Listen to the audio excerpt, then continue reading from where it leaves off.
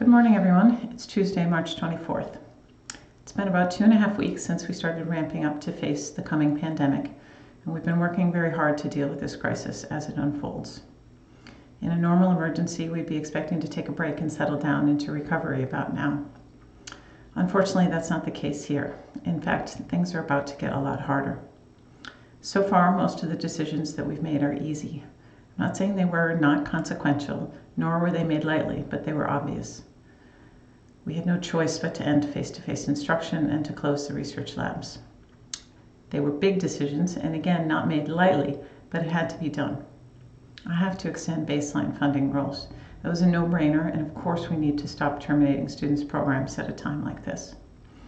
But now we need to take a deep breath and look to the future and try to make plans with very certain information. While I was thinking about this last night, I thought of an analogy for the situation.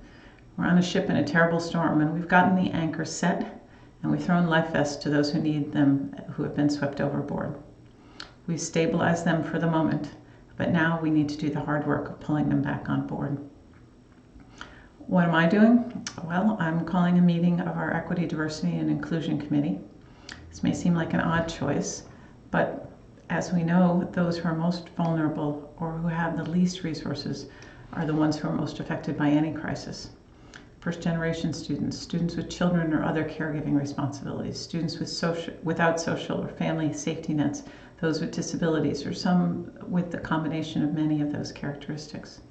I need to figure out what their challenges are, and how to support them. This is a task we've been working on for a while, but it gains new urgency now. Funding is a top priority, and I've got a few ideas on that. Hopefully we'll be able to roll some things out very soon. Academic progress. I've got a meeting of the academic subcommittee of the pandemic planning group this morning, and we'll turn our attention to spring semester as well as issues that are arising in the first week of remote learning. Hopefully we'll have an update soon. Research progress.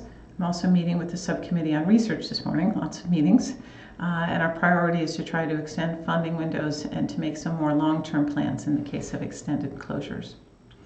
Lots of other things going on. Paperwork is starting to flow again. The day-to-day problems are starting to need attention. I'm sure you're in the same situation. We put the day-to-days aside during the crisis, but we can't avoid it forever. In this case, however, we're going to have to juggle both of them. It can seem a little overwhelming. Looking on the positive side, I got a really nice email from a student yesterday that I wanted to share with you. She's working full-time, a tutor, a mother, and a wife. She writes, "Our lives have been turned upside down with the canceling of schools, social distancing, and just staying home. I wanted to write to you and tell you how much I appreciate the time you're taking to bring us daily updates through video." Thank you so much for that email. I very much appreciate it. It is very nice to know that the very small things that I'm doing are helping those of you who are struggling so hard. I'm in awe of your courage and strength. So getting back to my analogy, I'm working on tugging the lines and trying to get you all back on board. Then we can think about righting the ship and getting under sail. I'll keep you posted on the details. That's it for me today. Take care. Please stay safe and stay home as much as possible. Thanks.